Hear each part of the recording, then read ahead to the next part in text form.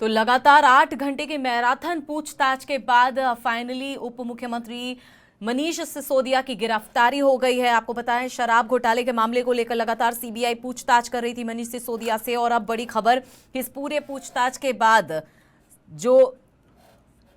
अब फिलहाल मनीष सिसोदिया जो है वो पुलिस के गिरफ्त में है। शराब घोटाले में सीबीआई ने 8 घंटे की पूछताछ की। उसके बाद आपको बताएं कि दिल्ली के डिप्टी सीएम मनीष सिसोदिया को अरेस्ट कर लिया गया है। सीबीआई ने इस मामले में एक ब्यूरोक्रेट के बयान भी दर्ज किए हैं, और इस पर हमारे साथ लगातार हमारे सहयोगी कुंवर अभिषेक बने हुए, उनसे उनका सीधा रुख करते हैं।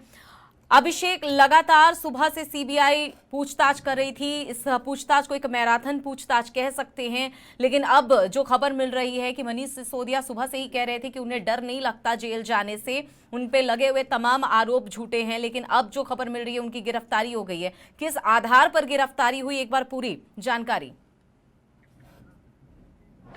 बिल्कुल, देखिए, मनीष सिसोदिया दिल्ली के डिप्टी सीएम, आबकारी मंत्री, वित्त मंत्री राजधानी दिल्ली के गिरफ्तार कर लिए गए हैं। देखिए, जो भी मामला मनीष सिसोदिया के ऊपर बनाया गया उसमें तमाम डिजिटल जो गिरफ्तारी हुई, तमाम जो डिजिटल एविडेंसेस इकट्ठे किए गए थे सीबीआई के द्वारा, और निश्चित तौर पर सीबीआई ने एक बहुत लंबा समय लिया, क्योंकि पहली चार्जशीट में मनीष सिसोदिया का नाम नहीं था, जिसके बाद आम आदमी पार्टी, भारतीय जनता पार्टी पर और सीधे तौर पर प्रधानमंत्री नरेंद्र मोदी और एमएचए गृह मंत्री अमित शाह पर हमलावर थी कि कुछ नहीं मिला, घर छान मारा, कंप्यूटर छान मारा, हार्ड डिस्क हमारी ले गए, तो तमाम तरह के आरोप लगाए गए। और अब सीबीआई ने ये 2.0 यानी कि दूसरी बार मनीष सिसोदिया को तलब किया था। बीच में उन्होंने 7 दिन का गैप इसलिए मांगा था कि उनको दिल्ली का जो बजट है, क्योंकि वित्त मंत्रालय भी उनके पास है, वो उनको बनाना था। अब जब मैं जिस बिल्डिंग के सामने खड़ा हूं, मैं ठीक पीछे सीबीआई की बिल्डिंग है, जिसमें सुबह से ही मनीष सिसोदिया की ग्रिलिंग चल रही थी, लंबी फहरिस्त थी सवाल जवाब की। तमाम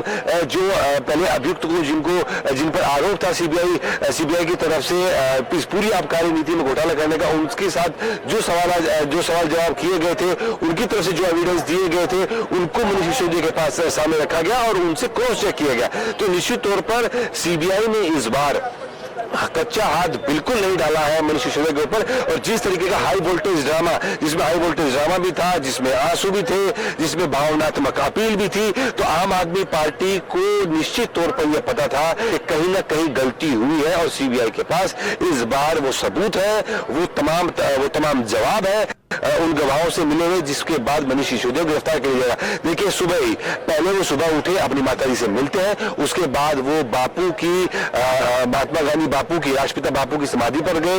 वहां उन्होंने शायद बापू कुछ कहा होगा, अपने मन से कुछ बात रखी होगी।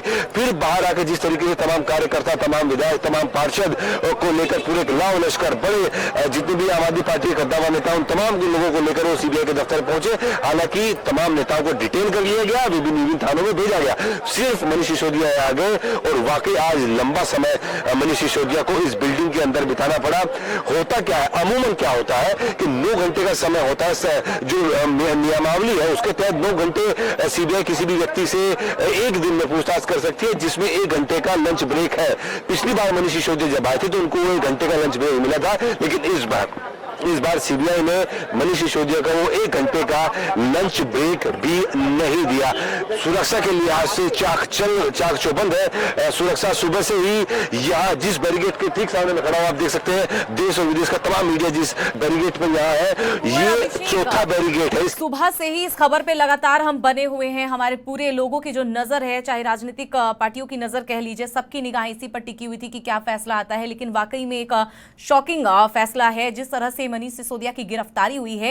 एक बात और जानना चाहूंगी, जब से सीबीआई लगातार पूछताछ कर रही थी मनीष सिसोदिया से ये शराब घोटाले को लेकर, तब से ही आम आदमी पार्टी पूरी तरीके से उग्र हो गई थी। तमाम उनके जो पार्टी के नेता हैं, कार्यकर्ता हैं, उनकी तरफ से बयानबाजी हो रहे थे, विरोध जताया जा रहा था।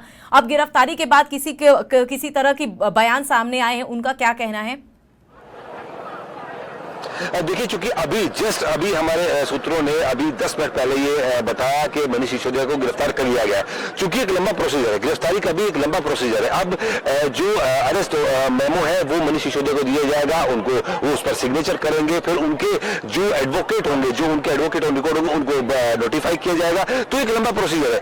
अभी आम आदमी पार्टी के किसी भी नेता का, प्रवक्ता का, विधायक का अभी कोई बयान इस पर नहीं आया। निश्चित तौर पर पहले वो जो चार्जशीट देखते देख लेना चाहेंगे कि किस आधार पर और क्या सबूत और क्या किस आधार पर मनीष सिसोदिया को गिरफ्तार किया गया। उसके बाद ही कोई नेता बोलेगा, अभी तक उनका कोई बयान नहीं आया। लेकिन ये बात पुख्ता है कि दिल्ली के डिप्टी सीएम की गिरफ्तारी के बाद निश्चित तौर पर आम आदमी पार्टी की छवि पर पलीता लगेगा। और जो बार बार आम आदमी पार्टी के तमाम नेताओं को ये कह रहे थे कि उनको डर नहीं लगता, जेल जाने से डर नहीं लगता, उन्होंने कोई घोटाला नहीं किया है, सीबीआई ने निश्चित तौर पर जो उनकी अगर गिरफ्तारी हुई है तो किसी ठोस आधार के ऊपर गिरफ्तारी हुई है। बिना पेपर वर्क के सीबीआई कभी भी काम नहीं करती है।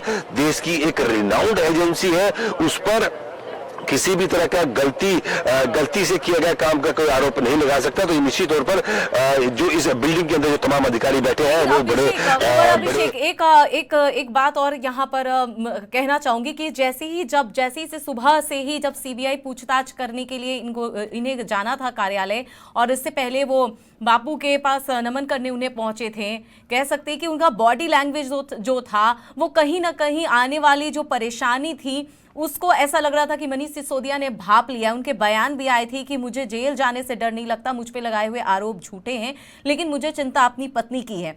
तो इस तरह के जिस तरह से वो बातें कह रहे थे, उनके पूरी बॉडी लैंग्वेज जो है कहीं ना कहीं लग रहा था कि उन्हें स्थिति का या फिर आने वाले परिणाम का शायद थोड़ा बहुत आभास हो गया है।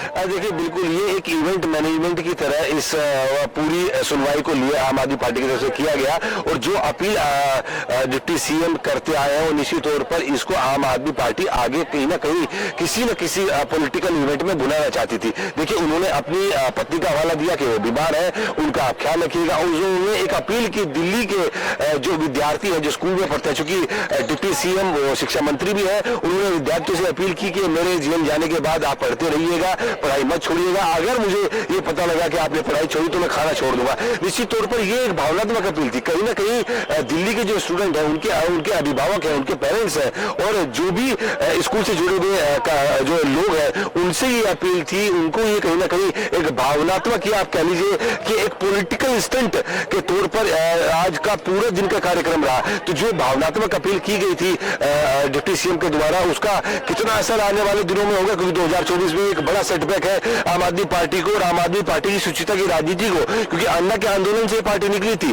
कोई एक नया तरह का प्रयोग करने के लिए पार्टी निकली थी। और उस पर जब एक मंत्री अभी फिलहाल तिहाड़ जेल में है और दूसरे डिप्टी सीएम और मंत्री उनको गिरफ्तार कर लिया गया, और गंभीर आरोप है, कोई हल्का आरोप नहीं है। जो पैसा घूस में मिला उस पैसे को पंजाब चुनाव में खर्च किया गया, उस पैसे को गोवा चुनाव में खर्च किया गया, इस तरह के गंभीर आरोप है। डिप्टी सीएम पर यह आरोप है कि बहुत शुक्रिया कुंवर अभिषेक। तो लगातार हमारे साथ हमारे सहयोगी कुंवर अभिषेक बने हुए थे, उन्होंने पूरी जानकारी देते हुए बताया कि पूरे 8 घंटे की पूछताछ सीबीआई ने की, और इस 8 घंटे की पूछताछ के बाद